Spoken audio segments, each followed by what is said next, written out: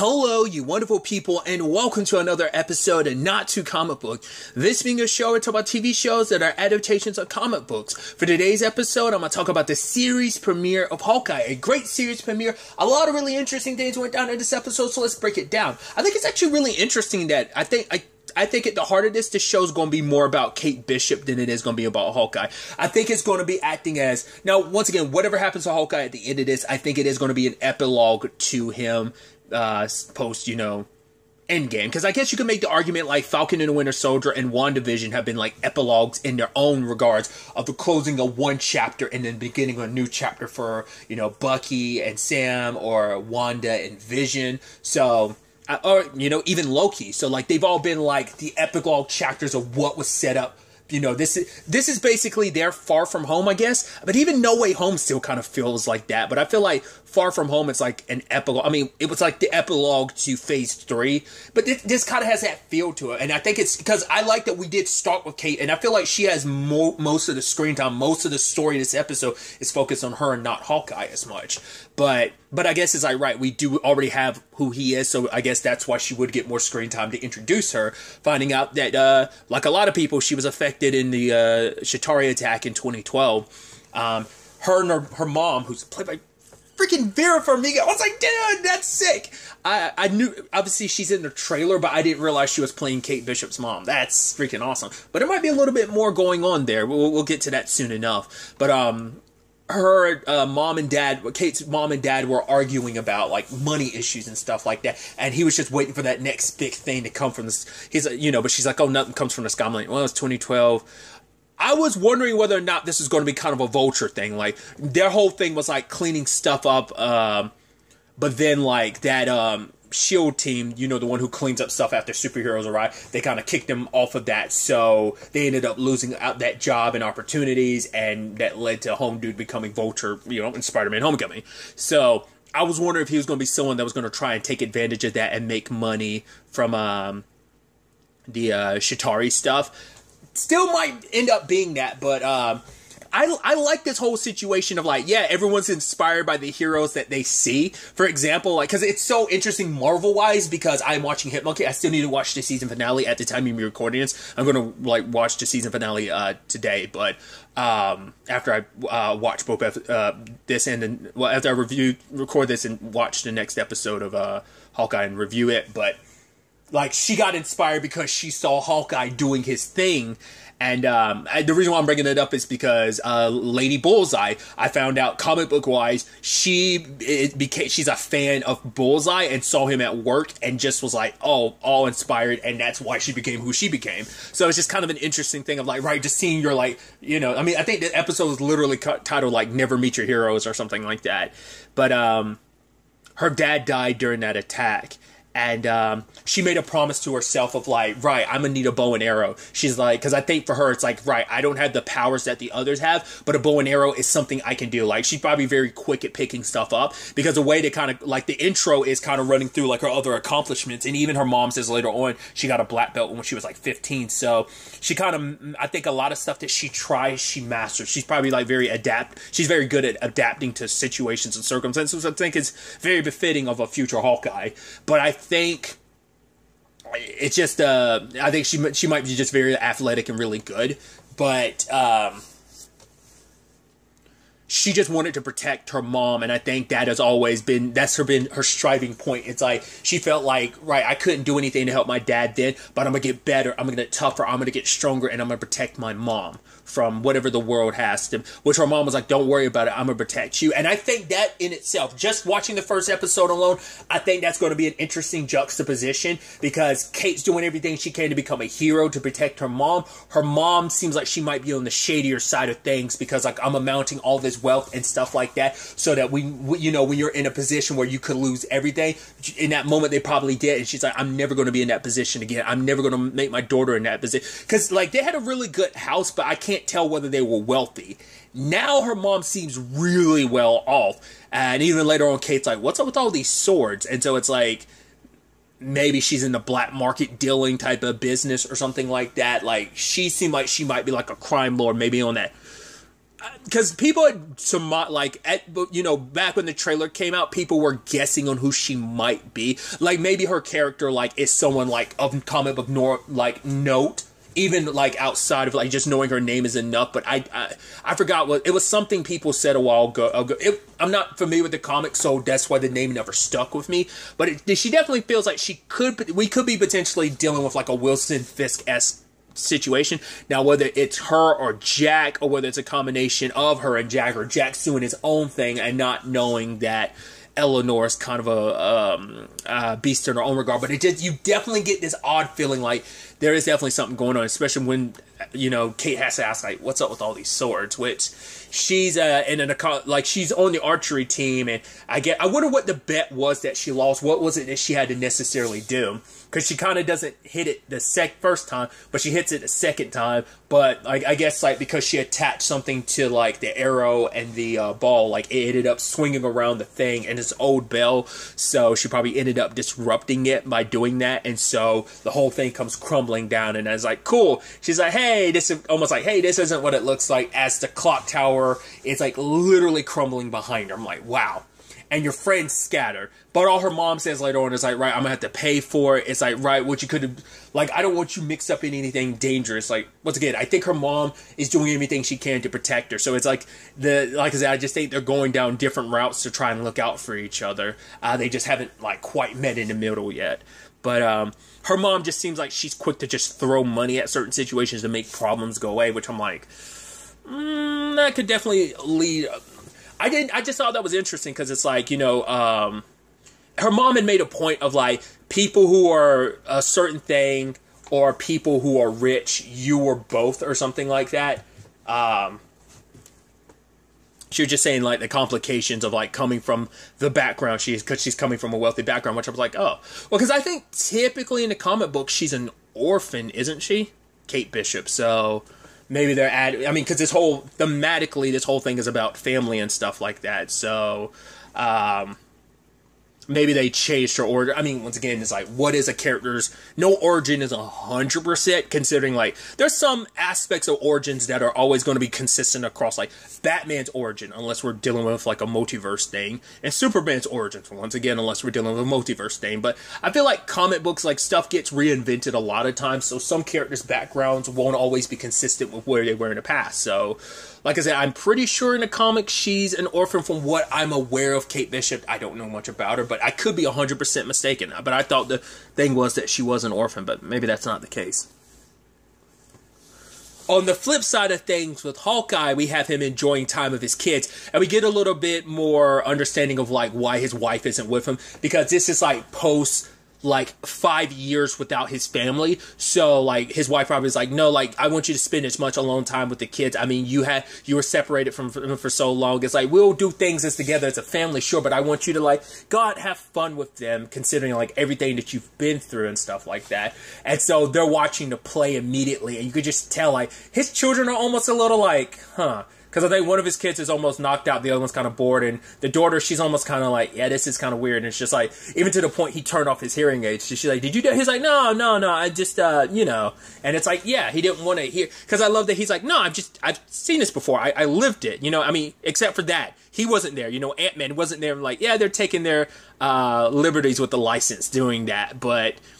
You can tell it's affecting him, especially seeing Natasha. It's like, right, probably like just a reminder that his bestie is gone, And especially considering the circumstances of how it went down. Of course, that's going to leave you with some like feelings of regret of just like, I wish I could have, it should have been me, not her. Which, interestingly, he won't know this, but as we know because of What If, there is a world where it was him and not her, But, obviously, like, he just needed to catch a break. He's just, I need alone time. And I love that he goes in the bathroom and there's a note from someone being like, Thanos was right. And just, he looks at it, he's like, huh. I love that. Because it's like, yeah, there's some people, like, and I think there's a part of me that's like, I think that's funny in certain regards. Well, funny and also sad. But, like, there's an element of, there are people who, like, straight up agree with Thanos. It's like, they understand where he was coming from. Maybe they don't agree with his methods. But there's probably other people who are like, nah, Thanos did nothing wrong. And it's just like, but I'm also curious, like, does that, that might not, I meant that it's just like, the fan base, like how they feel about Thanos in this regard. Not necessarily like his comic book version, who was doing it for, you know, just to impress Death, but the MCU version and everything. Maybe that line, Thanos was right, could still be applicable, being like, oh, it's like, oh, have you seen Death? Of course I'd kill half the universe to impress her, you know? So it could still be applicable in that regard. But other than that, you could also look at it as a, you know, indicative in people in the world of, there probably are people who are like, nah, Thanos he was on about something, because let's not forget, certain aspects of the world did get better when half the population was gone, you know, and also we've seen, you know, it touched on in Falcon and the Winter Soldier of just like some of like the after effects of, you know, people coming back from the snap and everything too. So it's like, yeah, you know, the world was better in some regards, but obviously it doesn't give you the right to basically genocide half the population of not just the Earth, but the entire universe. So that's the whole thing. And no matter how much Thanos from episode 2 of What If wants to tell you, it's still genocide. But aside from that, the guy being like, hey man, I'd love to, can I get a picture? It'd mean a lot to my kid. He's like, yeah, this isn't an appropriate time. And the guy's waiting there, and I'm like, which that in itself could be a commentary on many different things. One, just being a celebrity, which he is a celebrity, but you know, both, I'm sure Jeremy Renner like has been in that situation just as a well-known actor who's also a part of like the Marvel Universe, but also Hawkeye. You are a legitimate superhero that people are able to access because it's like, oh my god, you're here in front of me. And just he needed to go outside and take a breath. And even his daughter is like, it's okay that you wanted to leave, because it's like, you know, we all miss her, but she was your best friend, you know? But he's trying to put that aside. He's like, no, let's just have fun. He's trying to do everything and celebrate with the kids. And the guy when they were going for dinner, because I think he's trying to squeeze as much as time as possible, as he, you know, trying to make up for all the time he missed with his kids and, you know, miss having them around. But also the fact is that, just want some form of normalcy, because something to keep in mind too is this is our first time keeping up with, like, catching up with Hawkeye sits in game, but also like this is him post Ronin. Like, for what we know, a good chunk of those years, I don't know if it was all 5 years, but a good chunk of that time skip, he was cutting people down as Ronin, cutting down people in the underworld and stuff like that, which interesting timing and everything too, because, well, once again, I brought it earlier, Marvel's Hitmonkey, granted it's not in the MCU, so it doesn't count, but still, just that Marvel property happening, like, you know, dropping this month, you know, same month as this. So this is his chance to kind of, for the first time in a long time, to just feel normal and just be a dad, because, you know, not just post Ronin stuff, this is also post Shield stuff, post Avengers stuff. He just gets to be Barton. He doesn't have to, he gets to be Clint. He doesn't have to just be Hawkeye, you know? But I think there's also another level to it, because when you see him look at the play, it's got to bother him on some level. And I think maybe this is a piece of it too. It's like, he's looking at Hawkeye on stage. It's like, that's not who I am anymore. I haven't been that guy in a long time. And I think even when that guy was like, oh, like, the meal's on us, he's like, no. The guy's like, no, you saved our city. It's like, it feels like you almost had this look of like, he feels like he doesn't deserve it after everything he did as Ronin. Like, because yes, I was missing my family, but that doesn't excuse me going off. I'm getting heralded as this good guy because no one knows I was Ronin. It makes sense. I guess I never thought about it, but it's like, yeah, the only person who knew about him as Ronin was Natasha. I don't even think the rest of the Avengers knew about what he did as Ronin, because I've only seen Endgame once, so I don't remember that ever coming up. But I know, because Natasha's the one that tracked him down, but I don't know if anyone else knew what he was up to. At least I don't remember if they knew. But, yeah, it's just like the public definitely doesn't know about him being Ronin, because that's a whole plot point in itself. But still, I think that just adds even more, like I said, guilt of not being Hawkeye, not being that hero that people look up to, you know? It's like, I'm not that guy anymore, and yet, like, I'm kind of being celebrated as being that guy. And just, I think he's just still in the process of figuring everything out on his own, of coming to terms with, I think a big part of the show will be coming to terms with what he did as Ronin and figuring out, you know, is it possible for him to just go forward as Clint? Like, can he run from his past? And I don't think he can. But the little party that Kate goes to with her mom and her beau Jack, not as in BoJack, but beau as in like Beau. I think that's how you spell beau. I know that's how you spell the name. I believe that's how you spell like oh, you're boo. You know, you know what I'm trying to say, that beau in that sense. But Jack and her are getting married, and she didn't hear it from her mom. She heard it from this random dude, Armand. But the home dude was speaking like with venom in his mouth. He's like, oh, that fiance, just that mother of yours. It's like, Jesus. He was like, okay with Kate. He's like, yeah, I'm like, oh, can you wear something ladylike? Because the last thing I need is for you to show up at the wedding and you and me have to compete because you look too damn good in a suit. But he's just like, wait, what wedding? And it's like, for one, her mom hadn't told her about that. Two, it's like, but like I said, he spoke with such venom towards Eleanor that I was like, there's definitely something there, especially because he's chewing her out later on about stuff. But yeah, like, it hits Kate hard because it's like, oh, you're marrying someone else. Because it's like, oh, this is pretty fast, isn't it? I mean, because at this point, we're like, what? It's been 10 years since Avengers. Like, not just even real life wise, because it's been like, yeah, it's pushing on 10. But like in the continuity, because it's in continuity, it's more like 2023, 2024, something like that. Because even more time might have passed in between like a lot of stuff. So we don't know the full frame of time of like how long everything's been going on. Like, it's just like, because we know WandaVision took place like pretty soon after the events of Endgame. It was like the start of WandaVision started like, well, the events of WandaVision started like a couple weeks after Endgame. So that wasn't too long afterwards. Loki is in the middle of everything, but it's like you're dealing with timelines and stuff like that, so it's hard to really keep track of all that.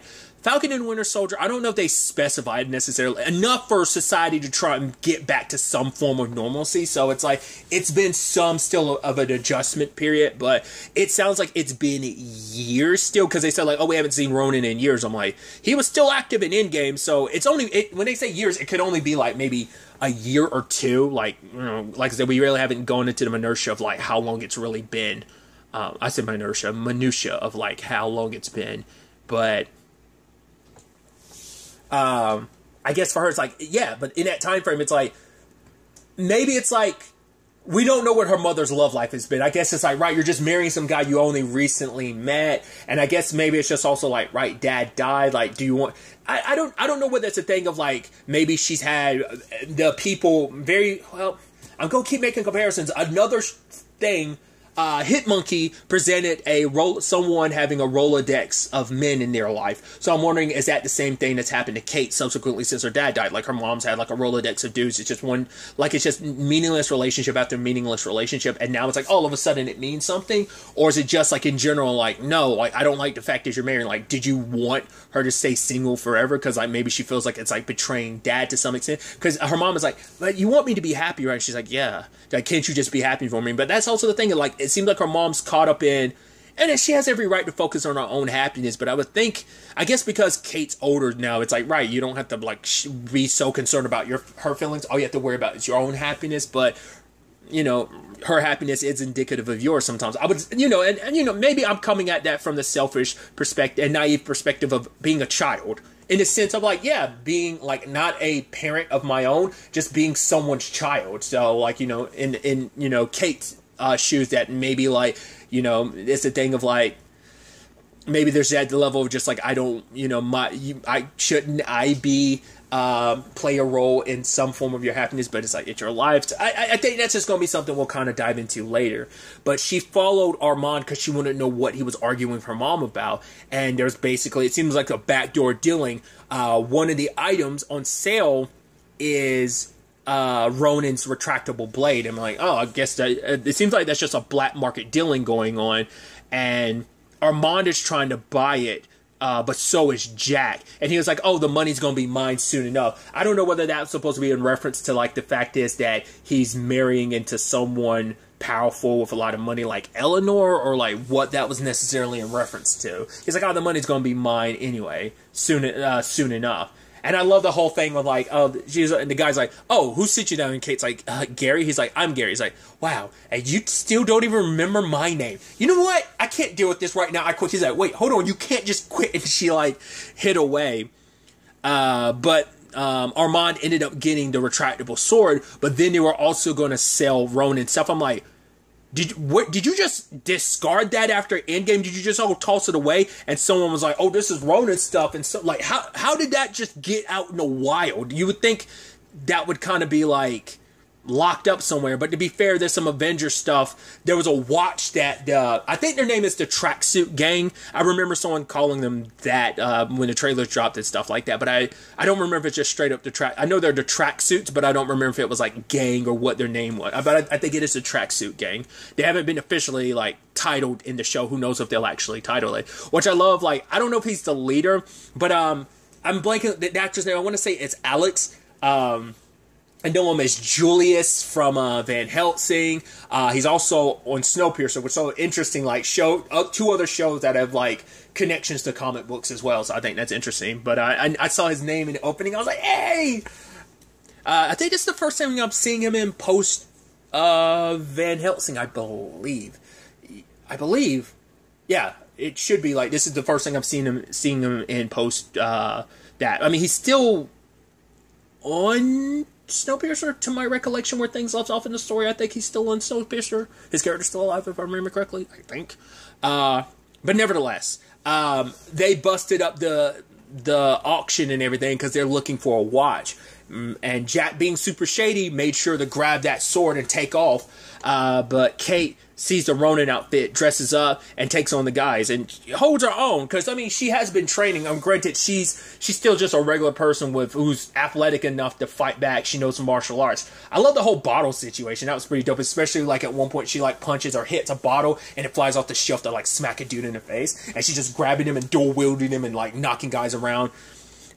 Jumping into the fray, because I guess, like, for her, it's like, I can't be afraid right now, because I've got to, like, you know, she's steeled herself for this. Like, if the time ever came, I'm going to step up and be the hero so no one ever gets hurt. So she found her moment. But the dog she met early in the episode came to help, and he ends up biting one of the guys. I wonder why that dog did that in particular. Like, that was, like, it's not like he was doing that because of Kate. Like, he was already in action. But going back to it really quickly, the watch. I'm like, is that Tony's watch? Like, is that one of those watches that turns into, like, the little hand gauntlet thing? Because we saw it pop up again in What If. I don't think we've seen that thing since. I think in that What If episode, I want to say that was episode 7 that came up again.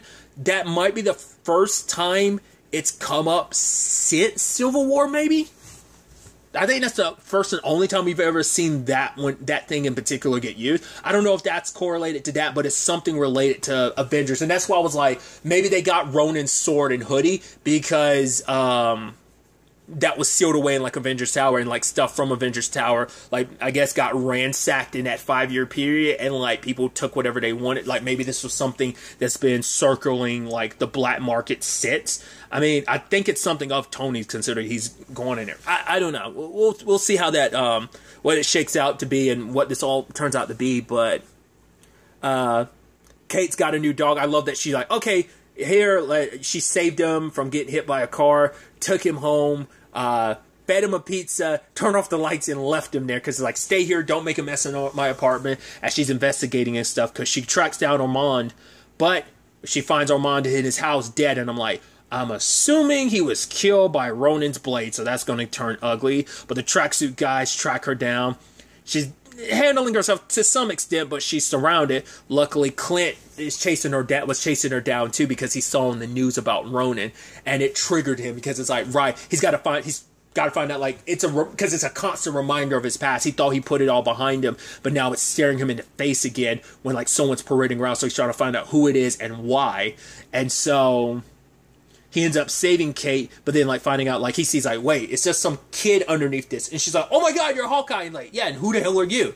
So that's where things have left us at the end of this episode. I've not watched episode 2 yet. I'm going to start it in the moment I finish with this review. But I'm very excited. I'm loving where we're starting. Like, you know, presenting a lot of stuff like, you know, it's action-packed, but it's not like the biggest opening ever, but I appreciate what it has presented us so far, because I think it's done good enough job setting up some conflict within Clint about himself, his past, and also doing a good job of introducing us to Kate and finding out, her motivation's a big part of what pushes her to do what she does and why she's in the mix of this, and how her and, finally getting context of like how her and Clint meet, like why this is so important to him, because it's like, he doesn't want his past out there, because it's like, right, if you're running around as Ronin, like, why would you pick that? Who are you? Do you have some connection to me to be running around as Ronin? So we'll see ultimately where all this ends up taking us going forward into the next episode, which, like I said, I'm going to start watching after this. So,